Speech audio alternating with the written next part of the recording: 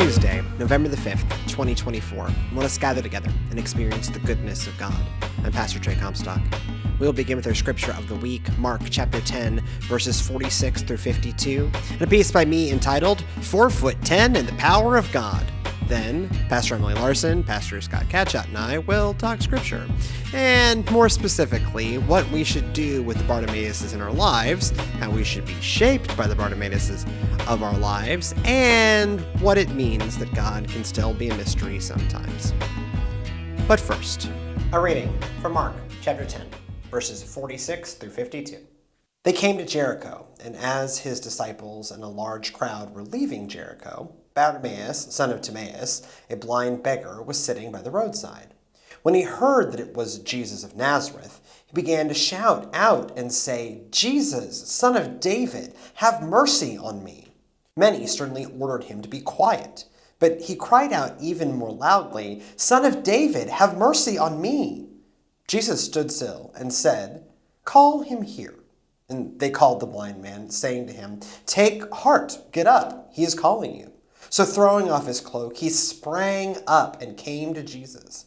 Then Jesus said to him, "What do you want me to do for you?" The blind man said to him, "My teacher, let me see again." Jesus said to him, "Go, your faith has made you well." Immediately he regained his sight and followed him on the way. Reading this miracle story again, it finally occurred to me that I know this guy. A little while ago, I went on social media and had the rare experience of walking away more filled with hope. I saw that my dear friend, Sister Brandy Dudley, had decided to become the Reverend Sister Brandy Dudley and begin the process to become a local pastor. In knowing and working alongside her for years, this seemed about the most obvious step imaginable. However, her journey to this point hardly tracked in a straightforward direction. Standing 4'10" and serving as easily the most popular resident of Palestine, Texas, Sister Brandy exudes a passion for God that turned her previous place of employment, Walmart, into frequent opportunities for ministry and prayer. I never understood how she did that, or how she moved 75-inch televisions when she could barely propel herself into my old off-road truck. Her apartment, nicknamed the Monastery, contains so much religious art, iconography, and statues that it could easily stock a medium-sized Catholic cathedral. I often teased her that she sees Jesus in her breakfast cereal. Sister Brandy can clearly recognize the face of God in a cloud formation, the image of Christ in toast, or the Virgin Mary in dryer lint. Every time it happens, I know that she has correctly witnessed God. Her openness to God's constant movement would amaze even the most hardened cynic. This clarity of sight connects her with our blind friend from Mark 10. In the grand tradition of ancient literature, we've got ourselves a blind seer, Bartimaeus. Scripture has a soft spot for this exact kind of irony. The Moabite woman, Ruth, redeems a family and gives birth to a royal line. A donkey speaks wisdom that a holy man doesn't see. The little kid fells a giant that grown men refuse to face. A man without sight sees Christ the clearest and understands exactly how to seek the Lord. The blind man cries out, but the crowd holds him back as if to say, "Don't bring your problems to this important divine being," or "Stop making such a spectacle of yourself." But Bartimaeus persists, and Jesus heals him, praising his faith. To extrapolate this out a little further, not only does the blind man see Jesus and Jesus' potential, but he understands the life of faith. God does not desire distance from God's creation. Rather, God has upended the universe to live in relationship with humanity. Jesus came to earth not out of begrudging obligation, but out of love. In crying out, Bartimaeus recognizes both Jesus' identity as Messiah, the son of David, and Bartimaeus' need for mercy.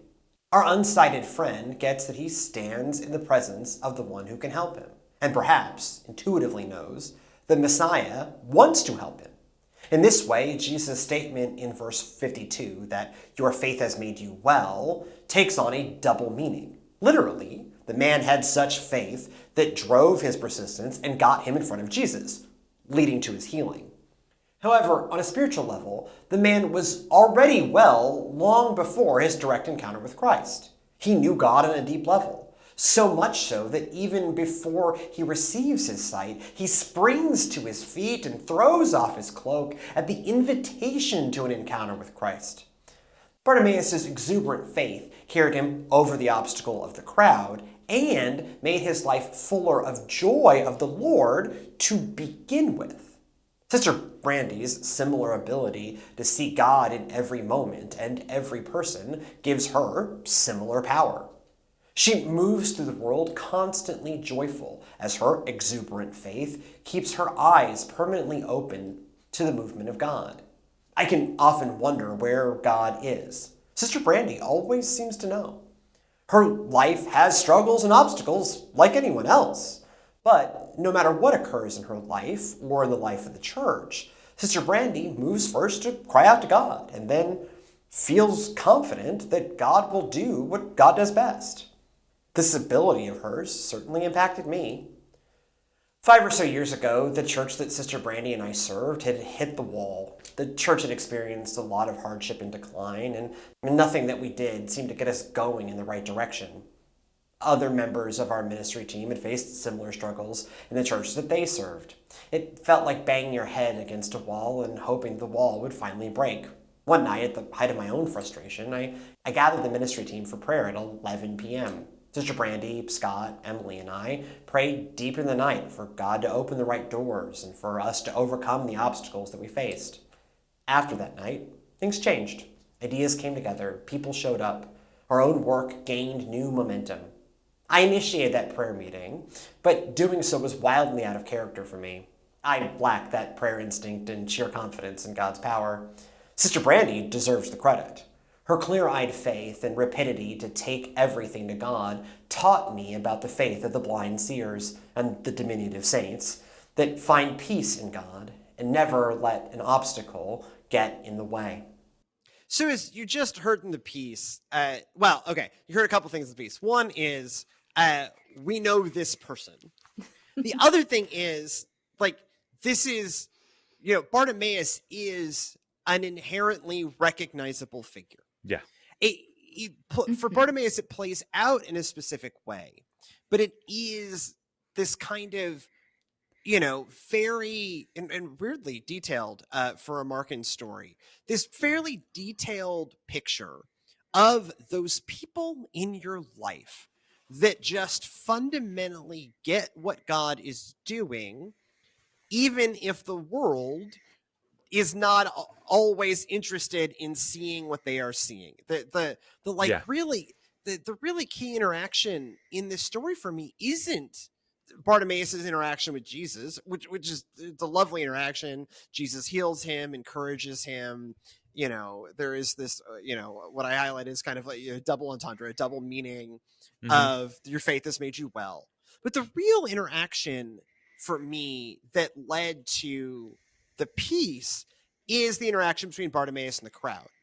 Because the crowd is just like, shut up, dude. Stop. And we don't even really get a great reason why. We just get stop doing that. And Bartimaeus doesn't stop. Him not stopping, him persevering, then gets a little louder. And leads to that encounter with Jesus where, Bartimaeus is proven out 100%. Not just he gets healed, but Jesus recognizes in him that it's not that only because he believed in Jesus did he get healed, but that his faith created that perseverance. Yeah. So that led to his healing, but also part of that double meaning to me is he has lived a better existence in some ways even before he was healed, because he knew God to that degree. And one of the things again, this is a bit of speculation, but it tracks. Yep. Bartimaeus, we're giving his exact name, which doesn't really happen for most of these, No, we just especially get- in Mark. Him and what, Lazarus? Especially Mark. Yeah, we Yep. we Yeah, just especially get the Mark. blind man or the leper or the woman caught in adultery or whatever. We don't get like, this is Frank. Yeah. This Details. is Frank, who was a leper. This is Lydia, the woman Yeah, caught in adultery. Right? It's large, especially in Mark, but also in Matthew, Luke, and John. Yeah. They're largely anonymized. And Mhm. so it gives the idea, because it does point out Bartimaeus followed him Yep. and continued along the way, which yeah. the story is going straight into Jerusalem, going into the Passion and all of that. That when Mark is writing this, it's kind of like Bartimaeus, the Bartimaeus that you guys know. This Yeah. is how that started. Yeah. And so which played into, hey, we know this lady, of that whole deal of Right. these people who you've seen live out this all had a beginning. They had things that and he really did. I mean, blindness is often used in scripture, both spiritual and physical. And you have this interesting play here that he uses the term son of David, Yep. which is a messianic Mhm. title. But also not a messianic term often used by Mark. no. Right. Mark This often might be the uses Son of only Man. spot. Yeah, exactly. I don't know if it's the only, but it It's was a- definitely stood out to me that this is not a term that Mark uses a ton. This is much more something Matthew leans into. Yeah. Mark uses Son of Man, the Son of Yes. Man this, the Son of Man that. And this is specifically that like super messianic, the Son of David. And so Mhm. it gives this idea of what you're saying, of him really getting it more than the other people, because he's physically blind, but he sees Jesus for who he is Oh, yes. to the best of his ability. Well, right. And he just gets the rumor in the crowd, hey, Jesus of Nazareth is near.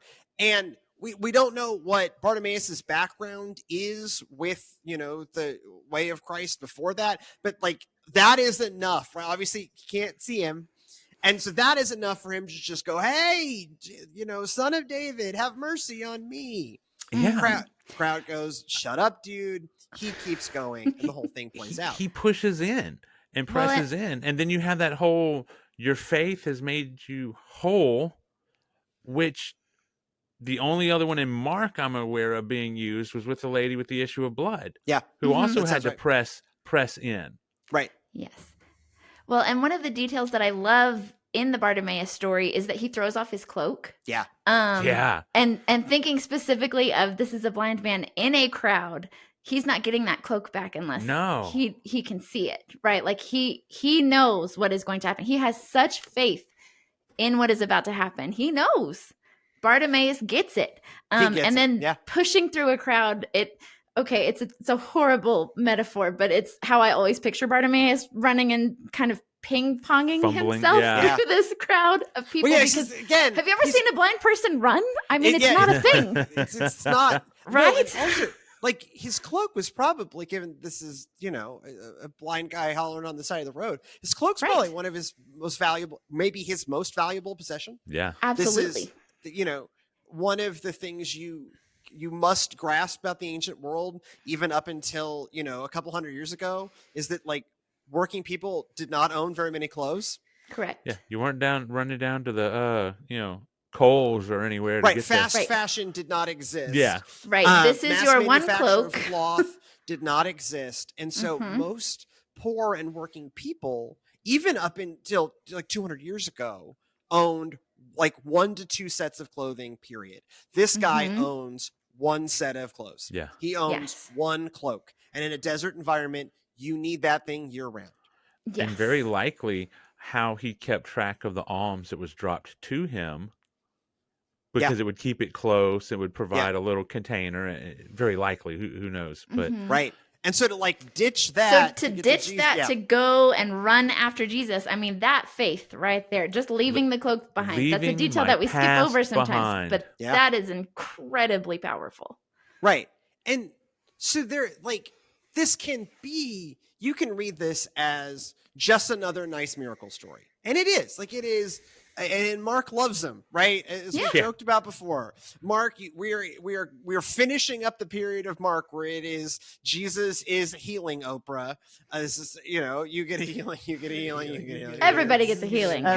Look under your chair. There's a healing. Right. But So yes, this is a story about how Jesus has the power to heal a blind man. At this point in the Gospel of Mark, this should not surprise you. If it surprises you, go back and read the hadn't been previous reading. 9 chapter or whatever. This is not news, friends. God love you. It's not news. So then you start to look at what else around this, right? When we move beyond the level of analysis of Jesus can heal people, you should know this. It's wonderful, but there's more to this than that. You start to look at what makes these people unique, and what can we learn not just from the power of God, but from the other things that Mark, who often gives scant detail, places around this. And so this ends up being, this gets read a couple of ways. One I prefer, one I think gets a little esoteric. So the way I prefer, just what the piece kind of leans into is, hey, maybe we should, I phrase it more in the positive of like, my life has been the better because I am not naturally a Bartimaeus. And when I have encountered this Bartimaeus in my life is the better for listening to this person. Yeah. Right. Mm-hmm. This gets read because Bartimaeus, son of Timaeus, like this, I can't remember if it's Aristotle, some famous Greek philosopher wrote of Timaeus. I also had a father named Timaeus. And so this is like, there is this like theory that's even just in the footnotes of the Oxford Annotated Edition of the NRSV. It's like, this could be a reflection on on the limits of philosophy. That one could be. I don't feel like Mark to me. But regardless, it is a story about the fact that a lot of times God is moving and most people don't see it. Mm-hmm. But someone might. And that's where the challenge piece is for me in this text is, okay, God is moving and we're not always going to see it. And then when someone does see it, maybe give them the time of day, because Bartimaeus sure was right. Yeah. Jesus was the son of David.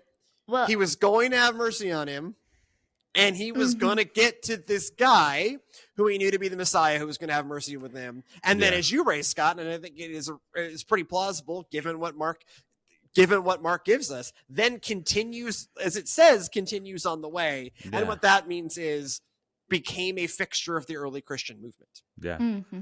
And, well, and that maybe we should listen to the ones that we don't think see. Like maybe we should listen to the blind people. Maybe we should listen to the children. Maybe we should listen to the people that see the things not the way that we see, from the different perspective, the perspective that you wouldn't expect to get it, but really, genuinely, truly gets it better than we ever could. I mean, this is Tiny Tim's monologue, at least at the end of the Disney version of the Muppet version of A Christmas Carol, which I believe is pretty accurate, right? I mean, it is. It really is. Tiny Tim, I think, even brings up Bartimaeus makes the blind man see, right? Like this is what leads to God bless us, everyone, right? Like Tiny Tim, who did not die.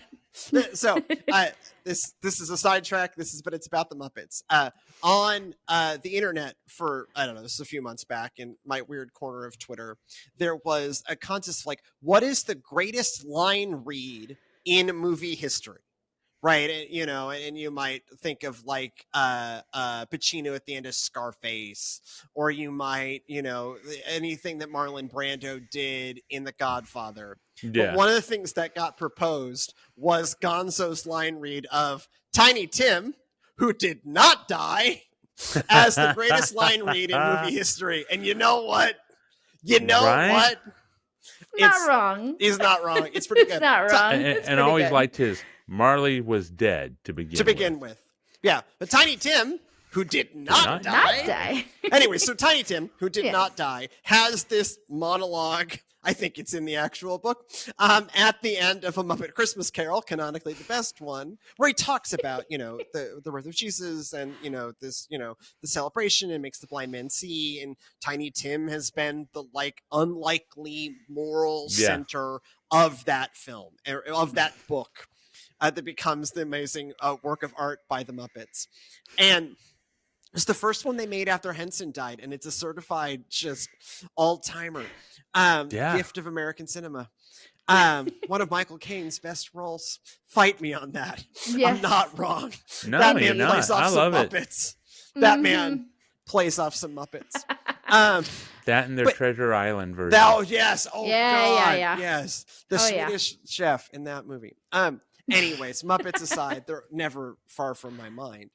But like I think that you want to talk about another work that connects directly in with this idea of Bartimaeus is the ghosts are not actually the moral center of that work. It's Tiny Tim. It's the little cripple kid who, just can't seem to stay well. And this is, fits into Dickens' politics. Dickens also who wrote Oliver, right? So this is, this is Dickens. Kind of getting to Dickens' point that you literate class of England who are crushing these people under your feet, you should listen to the poor starving cripple boy. You should listen to the workhouse kid, because actually these unlikely Bartimaeuses hold a profound moral truth that you are missing. And interesting enough to jump back to that name, Timaeus, which it was Plato's Dialogues. There we by go, the Plato. way. Thank you. Plato's I Dialogues. couldn't remember Plato or Aristotle. And the name, Greek Latin, means honor. Interesting. Oh. And I think that's kind of an interesting thing when you play at what's going on here. He is giving honor to Jesus in his understanding and recognition of who Jesus is, and then is being extremely blessed. I mean, yes, he's taking his need to him, but it's just a great story and the contrast of the crowd. And I always find it amusing that, the same crowd that's telling him to shut up, as soon as Jesus stops and drags it out, because it's a blind man. Jesus could have easily gone over to him, tell him to find me. Tell him to come on over here. All of a sudden, they're like, "Oh, take hope! He's calling for you." Oh, man, so you little two-faced. How quickly you changed. We're heading to Jerusalem next, right? I mean, this is the fickleness of that crowd never ceases, right? Here as at the crucifixion, as the lead up to crucifixion, like that crowd's just a problem. But the sermon, so the piece kind of focused in on Sister Brandy, who's, by the way, who's been on this show. Yeah. I sent her the piece before I ran it, and to make sure she was okay with it, and she was very nice about it. The sermon, I focused in on that other part of it, of that it gets drawn out, that. Why is this a process? I mean, it's amazing that Bartimaeus stays through the process and doesn't at no point gets discouraged. But I looked at this as, and I put them next to each other, and the lectionary puts them next to each other. The end of Job and the God's speech to Job, God's response to Job in Job 38, and by through 40, right? That goes on, but we read from 38. And this story in Mark 12, right? Or this story in Mark, the lectionary puts them together, but I put them next to each other. I picked the Old Testament reading and the New Testament reading across the 2 weeks, because in some ways, the two sides of the same story, right? Job cries out to God, "Yo, God, what's up?" And God goes, "I'm God." I've called it before the "I am Groot" response, right? He specifically says God. I and am and Groot specifically in that God. I am God. And here, Bartimaeus gets healed.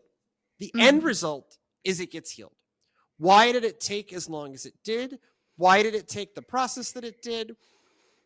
We can cook up some really good answers.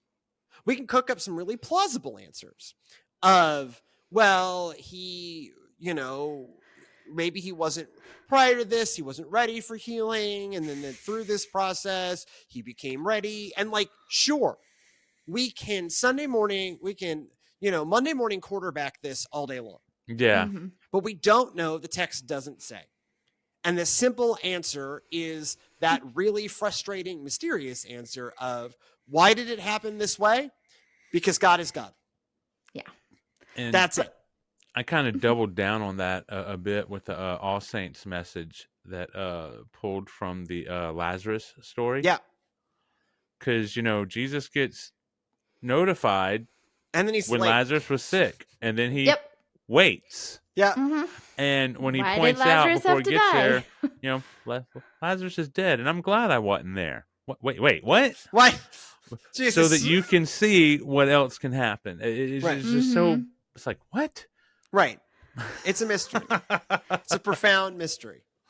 But this is why we need the Sister Brandys of the world. We need the Tiny Tims of the world. We need the Bartimaeuses of the world. We need the optimists of the world, because the rest of us, we are very, very prone in the world to be cynical, to be skeptical, to doubt, to say, where is God? God's not here. God is dead.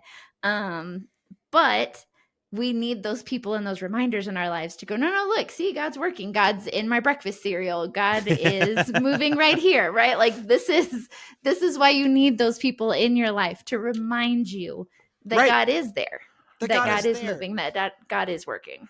I got to share a photo with her not that long ago. You two will get it. Most of our readers probably will not. But it was a photo of some trees that you could see a menorah and a cross in the top of them. And so she was the one I had to send to because, I don't see those things, but she sees those everywhere. And of course, she instantly agreed and saw it and was like, oh, that's awesome. Well, and I said this in the piece, and I want to over again.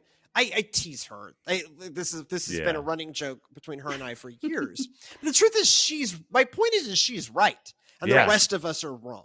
Yeah, the rest of us who don't see those things are wrong. She is right. Bartimaeus is right. The wisdom of the crowd, the cynical crowd, said, you're not worthy. Whatever, you're not worthy of this. Don't waste this guy's time. Shut up, dude. And they're wrong. Who was right?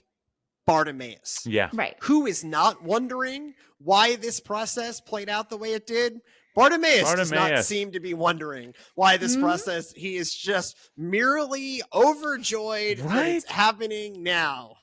Bartimaeus does not seem lost in his feelings about this. Bartimaeus just seems stoked. Well, and this is when, the children in the crowd trying to get to Jesus. The crowd never listens the first time, right? They're always, no, hush, hush. He's too busy and too important for you. Yeah. And every time Jesus is like, well, come on, bring him on forward. Maybe we should listen. Maybe we should listen. Maybe we should listen. Maybe. And also there is that edge of understanding too that this is a mystery. Mm-hmm. Yeah. That there are people who are going to help. There may be people who help this be less mysterious for us. And we should listen to them rather than reject them. Like, this is a great plan. Great plan. But also that even for this extremely faithful dude, it is a process that we do not understand why it is a process. Is the process about Bartimaeus? Is the process about the crowd? Is the process about all of that? Again, we as Christians great at cooking up all kinds of amazing reasons. And maybe they're right. I don't know. That's the point, though, is we don't know. And so this is also another one of those about, as we talked about a few weeks back, about the limitation of our ability to talk about in the definitive what God is doing. Yes. And then when we do have someone who who clearly has an insight, maybe we don't burn them at the stake, let them die of consumption, or try to prevent them from getting healed. Right. Maybe we should listen. Maybe we should listen because, this is, my own reflection on the Sister Brandy story isn't just that Sister Brandy is amazing. She is. Bartimaeus is amazing. He is. Yeah. But there's that maybe not only listen to them, but then seek to follow their example of be shaped by them. Mm-hmm. That perhaps God is doing more than you think. How do you like open yourself up to that broader reality?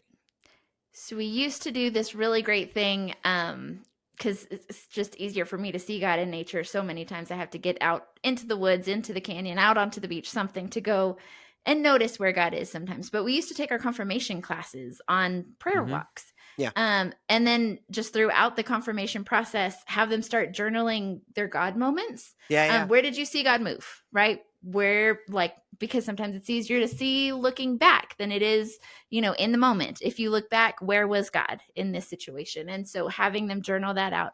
And so by the end of it, the exercise was to get us to look more definitively with eyes that could notice what God was doing, right? To kind of get away from that skepticism that comes to us so naturally and start to look with more optimistic eyes.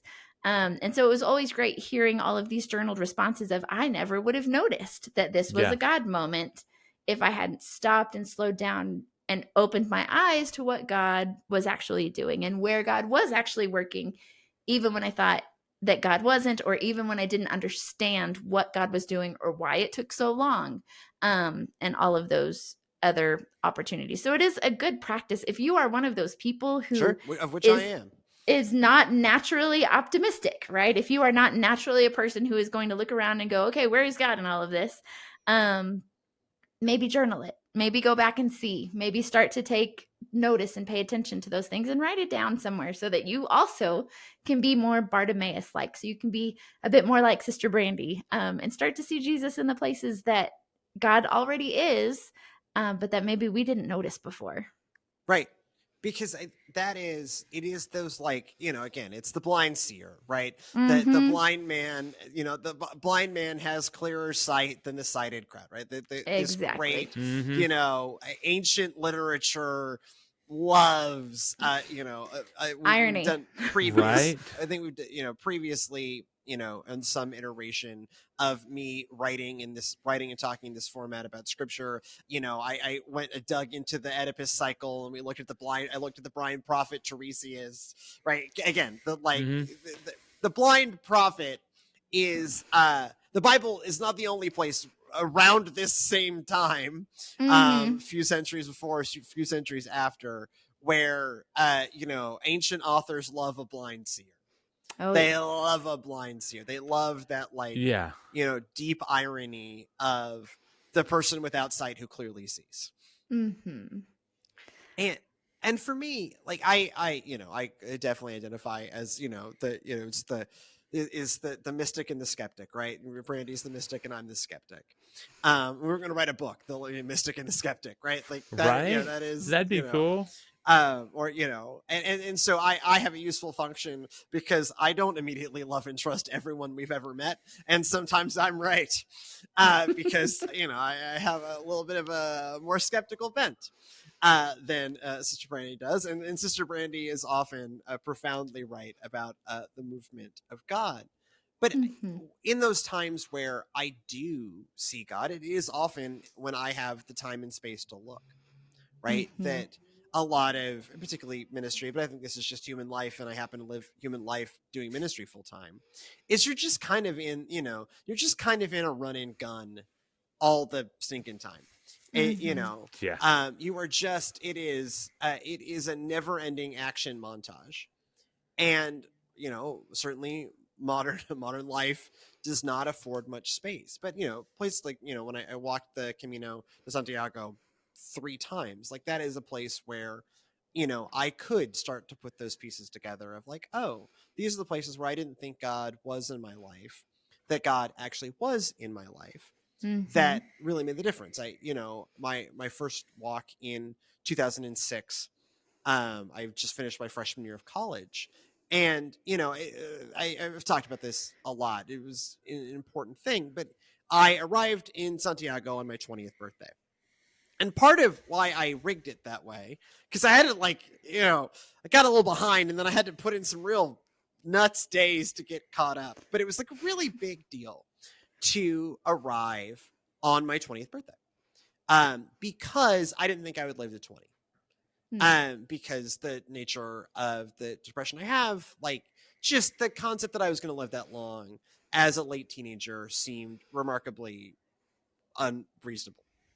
And I did, and I made it into Santiago, and it kind of has formed a real like hinge point in my life. And a lot of what was happening in my soul over the length of the Camino was coming to understand that in the midst of everything that had happened to me, the places where God was. I am not a person. I am not a Bartimaeus. I am not prone to see Jesus in my breakfast cereal. But I could start to see woven through the like community that I grew up in, and the church people who did actually care, and the the friends I made along the way, blah blah blah. Like all of the, I could see. I did not see God in those things in the moment. Sister Brandy probably would have. I certainly didn't. But in that like month of time and space that led to this like major kind of spiritual step forward for me, part of it was finally seeing those places where God was. It's why I don't like the parable of the footsteps, because footsteps on the beach, because it's it's really cheesy. So there's a better version, right? Two people are walking along, but then sometimes there's only one set of footsteps, and go, oh God, look, in these hard times, there's only one set of footsteps. I was walking alone. It's like, no, God is, I was carrying you. But the better version of that is, but then God, sometimes there are no footsteps, and to which God says, yes, that's the time I was dragging you. Yes. It's when you were dragging you down the beach. That's when I was dragging you down the beach, kicking and screaming. And so you covered up all of our footprints. But if you live a slightly more Bartimaeus existence, you understand those times when you understand better those times when God really is with you, even when it doesn't seem obvious. Yeah. Because God is there. And I have, over my life on this journey, like I have been able to connect those pieces, even if I am not necessarily someone who's going to see that naturally in the moment. So perhaps the answer then is to give ourselves the grace to do so, give ourselves the time and the space to do so, to look for those things, especially when that skill doesn't come as naturally to some of us than others. Yeah. Well, that space, and that space is hard, and this plays into kind of where the current series that just kicked off is going. But that in the end, like there is a piece of this that is like, does this relationship matter to you? Right? Yeah. Like in this relationship with God, this is going to be an episode lost to time because I got real sick last week. And so this, our production schedule, you should see the list of the production stuff I've got to get caught up on, because I've done almost no editing in 3 weeks. Nice. But so this episode just isn't happening. Scott and I preached on the love commandment as structured in Mark, but looking at the like love God, love neighbor as the foundation of our relationship with God, and God creates the universe in relational terms. Yeah. Right. That it is not about law, it is about relationship. And the law comes out as a way of like helping you understand how to live in this relationship, but it's still not about the law. It's about a relationship. The Shema, which is the words in Deuteronomy that form the basis, that form the thing that we then compress down to love God. Is about a relationship with God. And a relationship with God requires the things that any other relationship requires, which is like time and intentional time. Yes. This is great marriage advice. This is great advice. You want a better relationship with your children? Right. It's time. There's no, for all your relationships, including our relationship with God, there's no substitute for actual quality time. And if we're not committing that actual quality time, then we shouldn't be surprised when the relationship is not where we want it to be, and we're when we can't see the places where God has been dragging us single-handedly down the beach while we kick and scream. I realize I've made this joke on the podcast before, but it is just a fundamental important image for me. It's not the footsteps. It's the part where there are no footsteps. And we need to remember that. And that's a very scriptural thing. Old Testament talked about them going back to the places of where they had put altars or previous remembrances. The whole I raise mine Ebenezer, the raising of a stone of remembrance, is because we often get in the midst of this and we forget. And so, the reasons in our marriages to recognize anniversaries and stuff like that is to take those times to remember why we started this crazy journey that can get lost sometimes in the hustle and bustle of the day by day. And it's the same with God, and we need to remember that if he's been faithful so far, he's not going to just randomly quit being so. Well, so anyone who's been in my office or any of the spaces that I encounter that I live in, which is really just like the office, my studio at home and the studio here, is there. Some of this, like, it's just like art, but a lot of it is just like random tchotchkes from like, there's like a chunk of the Grace Church parking lot. There is like a cross that lived through the fires of the, Carbon City. City. There's just like random, there's like a thing that my first confirmation class made out of duct tape and popsicle sticks. There's a lot of like weird artwork created by youth groups. There's just random, there is the bell stomper that they made me at UM Army one year. There's a lot of just like not even just like the normal, like random photos of ministry, but like there's a literal chunk of a parking lot on a shelf next to a random carved wooden head of hippopotamus given me by a mentor. And that's like, it's funny, but it's also, that's an externalization of my memory, right? Right. I have to, mostly what I'm doing in that room is either meeting with people or writing. And so that's the writer's room function of that, this is going to jog these are raising the altars of like, here's a time that God did this. Let me remember that as I am attempting to tell the story of the faith to a people. Let me remember those times that I have that where God did X, Y, and Z. If you have those stories in your own life, we would love to hear them. Either your own Bartimaeus moments or the moments where you encountered a Bartimaeus. This may also be the last week for this email address. We're fixing to have a new email. Each show is about to have its own email address that ends in at divineprovisions.co. Because we have like an email server now. We're like we have like Google accounts. I now have my own at divineprovisions.co email. It's amazing. Anyway, so for this week, and it's maybe the last week if I can do the work that I need to do to set up email addresses, the goodness of God pod at gmail.com. That is the goodness of God pod for 1 week more, the goodness of God pod at gmail.com. We are the Divine Provisions Co. and we need your help. Like, comment, subscribe, leave us 5-star reviews on Apple Podcast. If you would like to make a financial donation, this ministry takes money. It just does. None of us really get paid by it at the moment, but like it buys microphone. I had to buy 3 memory cards. Emily, I sent you home with my only studio memory card. It's in that camera that you are looking at right now. Oh my. Sat down to record a thing. Guess what? We spent $45 in memory cards today because I was like, oh shoot, we needed to buy memory cards anyways. And then it's like, well, this needs to be on same day delivery so I can catch up on recording things tomorrow. Anyway, so Emily, you have the shop 64 megabyte memory card, 64 gigabyte memory card in that camera right now. Really helpful stuff. So anyway, this ministry costs money. So if you would like to make a financial donation, you have the ability to do so over at our website, divineprovisions.co. That is divineprovisions.co. We make a lot of content normally.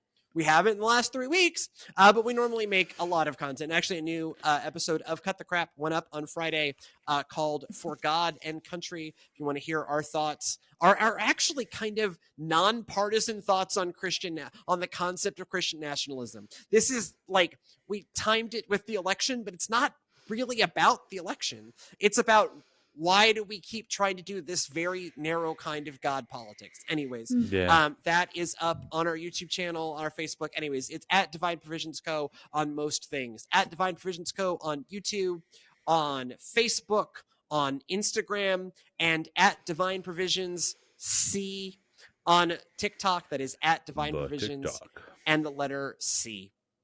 Go in peace. To love and serve the Lord. And we'll see you next time.